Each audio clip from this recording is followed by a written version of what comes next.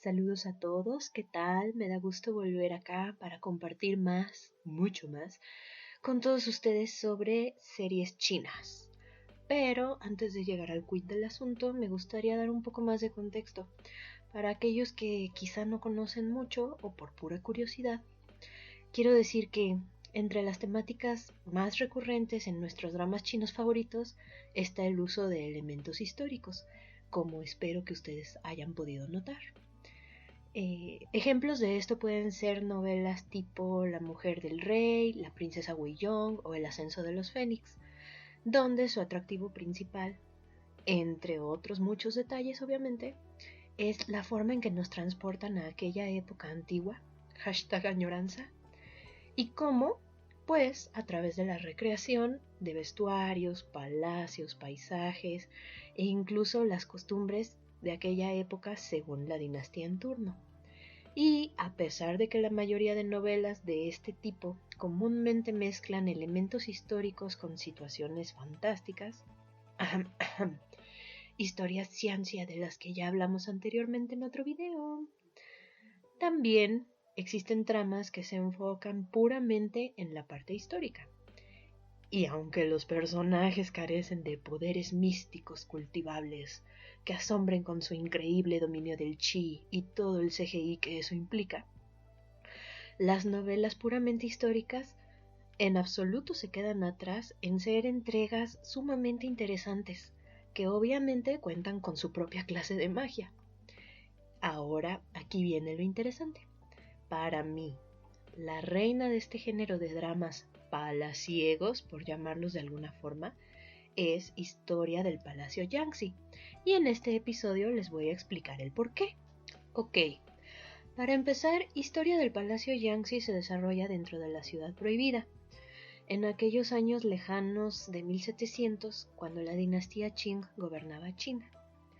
Ahora, la Ciudad Prohibida es un conjunto de palacios que solían habitar los antiguos emperadores y la familia real desde por ahí de 1400, me parece que con la dinastía Ming. Y déjenme decirles que no se llama Ciudad Prohibida por nada, ¿eh? O sea, el lugar cuenta con casi 1000 palacios y estancias independientes, cada uno con su propio nombre especial, inspiracional, poético, tipo Eterna Primavera. Y de ahí es que viene el nombre de la serie, Palacio Yangtze. Y se trata de una muchacha humilde, pero totalmente fuera de serie, llamada Wei Jingluo, que arma todo un plan para entrar a trabajar a la Ciudad Prohibida con el objetivo de averiguar la verdad sobre el asesinato de su hermana mayor, que trabajó ahí antes que ella, obviamente, y de ser posible cobrar venganza al respecto, porque todos culpan a la hermana, dicen que se equivocó en algo muy fuerte y que fue una tragedia, pero ella está segura que su hermana es inocente. Desde aquí ya iniciamos fuerte con la clásica fórmula conspiracional, pero la historia va tomando varios giros que empujan a Wei Jingluo a involucrarse directa o indirectamente con las mujeres del harem, es decir, las esposas del emperador Qianlong, y además con el emperador mismo que, admitámoslo, no supo ni en qué momento se enamoró de la protagonista, pero de alguna forma ya lo veíamos venir. Lo que más me gusta de ella es que ni siquiera planeaba ser una concubina, como casi todo el mundo creía al inicio. Todos la acusaban de que era una trepadora social, de ser demasiado astuta, de ser desagradable, pero vamos, para mí que mucho de eso era pura envidia y frustración, porque ella se la pasa descubriendo los verdaderos planes e intenciones de cada concubina para con ella y para con el resto de esposas. Y es que me encanta porque aquí no es un todos contra la protagonista, como típicamente podemos ver en las series. No. Aquí es un todas contra todas, duro y a la cabeza. Entonces, básicamente ella se ve obligada a usar su ingenio, primero para mantenerse viva, segundo para alcanzar sus propias metas, y tercero para proteger a sus seres queridos y a aquellos personajes que la van protegiendo y a quien ella les juró lealtad. ¿Ok? Incluso ella se define como una persona mala o fría, en el sentido de que cuidadito y obstruye sus planes, porque no se va a tocar el corazón en prescindir de ti si no le hace falta. Aunque a veces ni ella misma se lo cree y sí, tiene un corazonzote del tamaño del mundo. Acá entre líneas ya dejé ver una de las razones por las cuales me gustó tanto la serie, y son sus contrastes de elementos clásicos, en que incluso rayan en lo cliché, pero combinados con elementos modernos. Por ejemplo, les mencionaba que contiene la típica fórmula conspiracional palaciega de lucha de poderes, tanto así que incluso la han llegado a comparar con Juego de Tronos. Pero la protagonista no es la típica damisela en desgracia, la que es amable con todos, un poco más sumisa, de apariencia frágil, que sí tiene un ingenio y un toque propio, pero que ya sea por su propio mérito o porque otros le echan la mano, todo le sale bien, ¿no? Vamos, ella no es la típica personalidad que de pronto protagoniza este tipo de series chinas, sino que es una mujer empoderada, agridulce, con sus altas y sus bajas, testaruda. Le vale lo que piensen los demás de ella. Bueno, incluso inicia desagradando a medio mundo porque a pulso se lo gana con su ingenio maravilloso, que es su más grande cualidad, y ella lo sabe. Pero a pesar de eso, ella continúa siendo bien sincera, tipo brutalmente honesta, que dicho sea de paso, me encantan los personajes así, y además hace todo lo posible por afrontar las situaciones de la vida como vengan, pero eso sí, con la frente bien en alto. Históricamente considero que así debió de ser, porque si bien el personaje existió, fue la única mujer de etnia Han que llegó a ser noble consorte imperial en 270 años que duró la dinastía Qing. Así que es una protagonista que a veces la amas, otras veces la odias y otras tantas dices, vámonos, la bajó de pechito. Pero definitivamente ofrecen un modelo de protagonista bastante interesante en quien poner atención. Ahora, no me malinterpreten. El resto de personajes también cuenta con su propia evolución, que a veces sigue un desarrollo clásico, ya te lo esperabas, lo veías venir, y otras, francamente, te causan grandes sorpresas. Pero volviendo a los elementos típicos que encontramos, típicos de nuestras series chinas, pues la conspiración que ya mencionábamos, ¿no? Obviamente la presencia de venenos exóticos y de bocas sangrantes, al más mínimo deterioro de salud.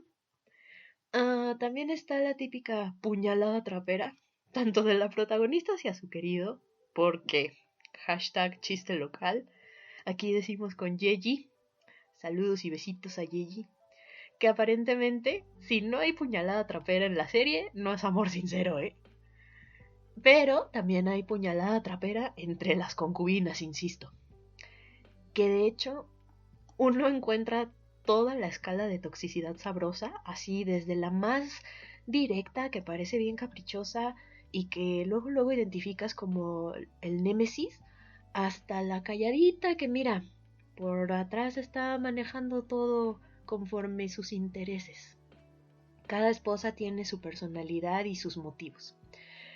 Pero el elemento contrastante, refrescante, entrecomilladamente moderno, es que no solo las mueve el típico si el hombre no es mío no será de nadie más, sino que cada una tiene distintos motivos, distintas razones para meterle el pie a las otras. Además, insisto, cada una lo hace muy a su manera, aportando tensión al desarrollo de la trama.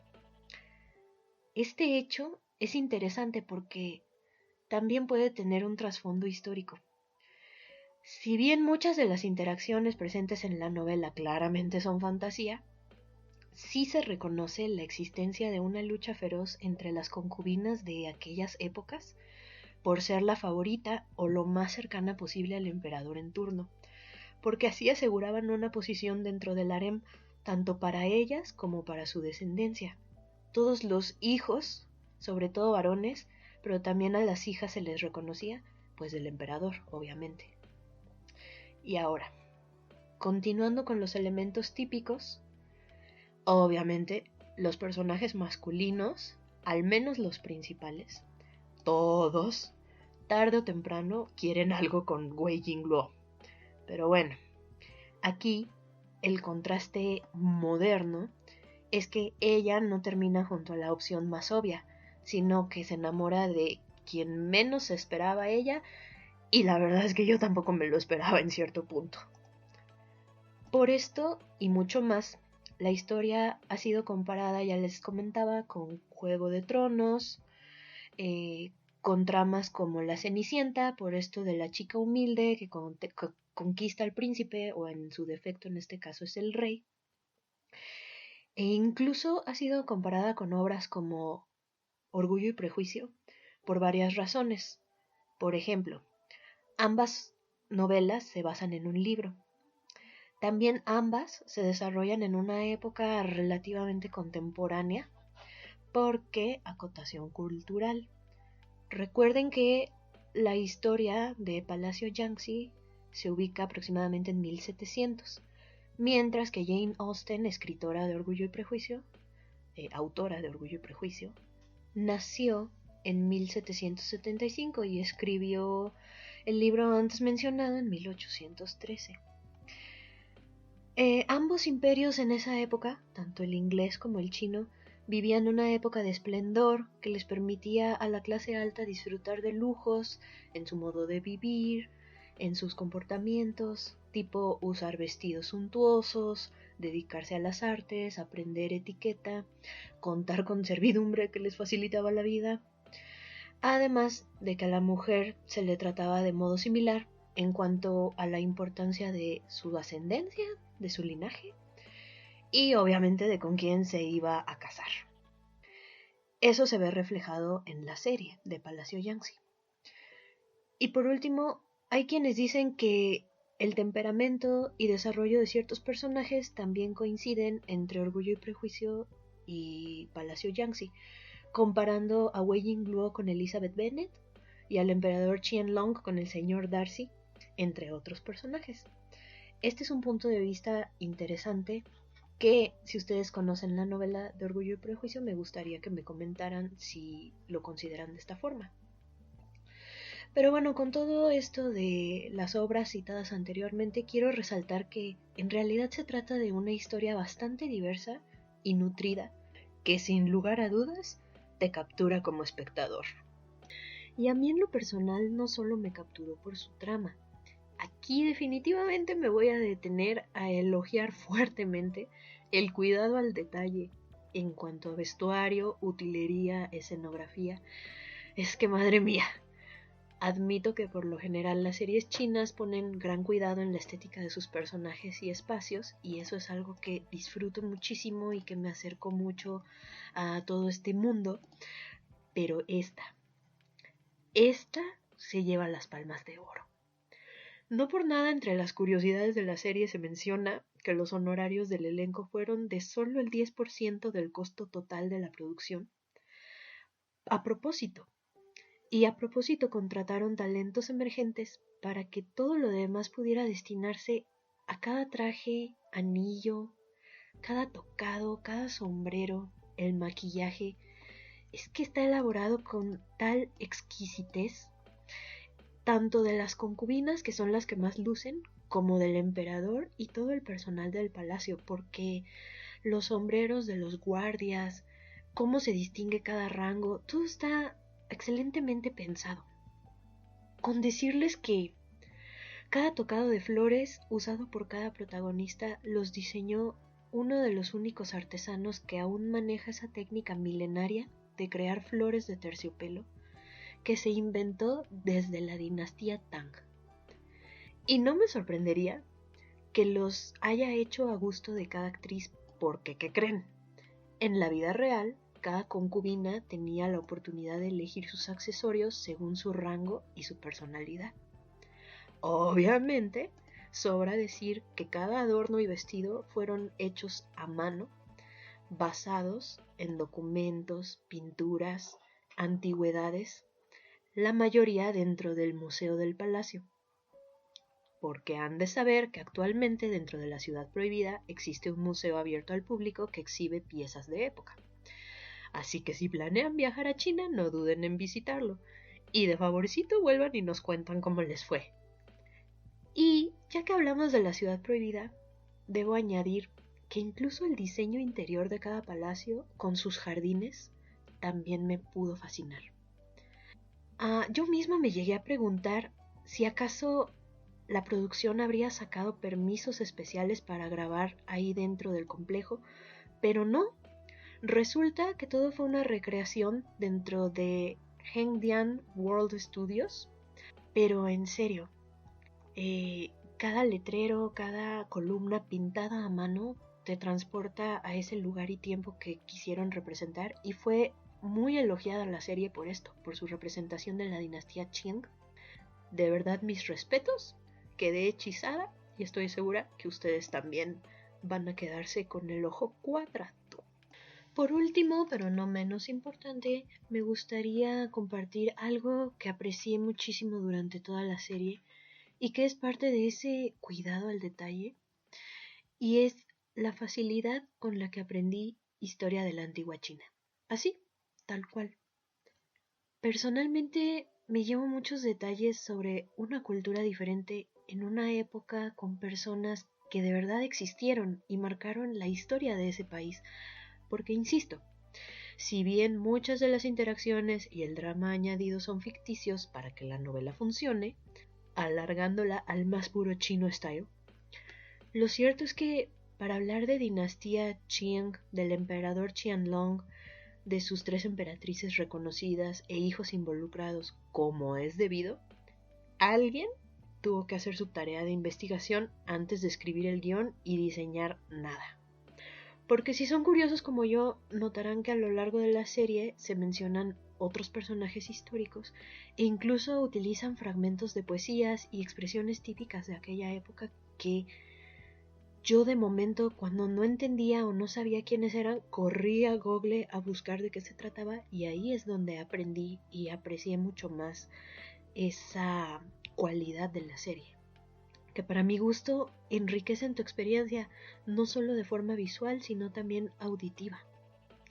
Entonces, por todo esto, es que fue la más taquillera de 2018.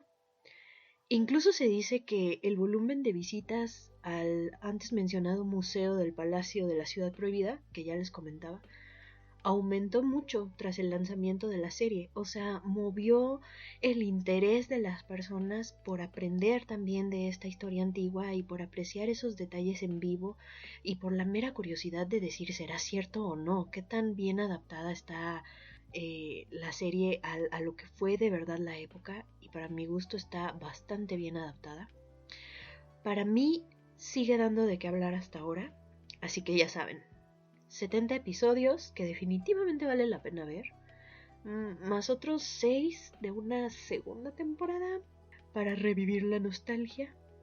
Que miren, de Palacio Yangtze, Aventuras de la Princesa, como se llama esta segunda temporada que menciono, disponible en Netflix y no nos pagan por el comercial.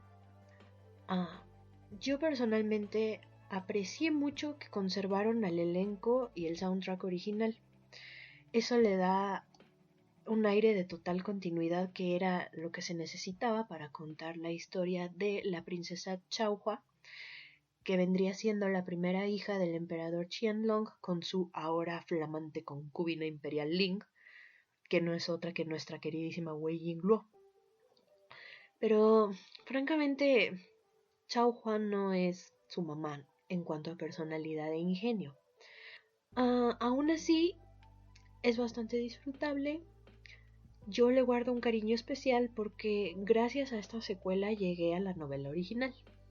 Sí, entendieron bien, yo las vi en orden inverso, que por cierto, no lo haga compa. Pero gracias a la estética que disfruté tanto y que conservaron en esta secuela de Palacio Yangtze y Aventuras de la Princesa, fue que me interesé en historia del Palacio Yangtze. y moví cielo, mar y tierra hasta que la encontré. Porque ustedes sabrán que hubo algunos problemas políticos y tuvieron que bajarla de varias plataformas, pero aún la pueden ver en viki.com y tampoco nos pagan por esa mención. Me refiero a Historia del Palacio Yangtze. Si después quieren continuar, pueden buscar Palacio Yangtze y las aventuras de la princesa en Netflix. Y esa es mi recomendación. Véanlas en orden y entenderán todo, apreciarán todo mucho mejor, porque ahora sí van a saber quién es quién, de qué se trata, cómo es que llegaron ahí y por el porqué de las cosas, lo cual te construye la historia de una forma más sólida. De cualquier forma, toda completa, es una historia que me dejó un excelente sabor de boca y que recomiendo de todo corazón. Cuéntenme, ¿ustedes ya la vieron? Si ya la vieron, coinciden con mis pensamientos, en qué difieren. Esta es la única serie tipo palaciega que yo conozco más a profundidad, pero ¿cuál otra serie de este tipo me recomendarían? ¿Nos recomendarían? Y ya saben, déjenlo en comentarios, que les juro que sí los leemos porque nos encanta que compartan con nosotros. Y nos vemos en la próxima. Hasta luego, Sai Chien.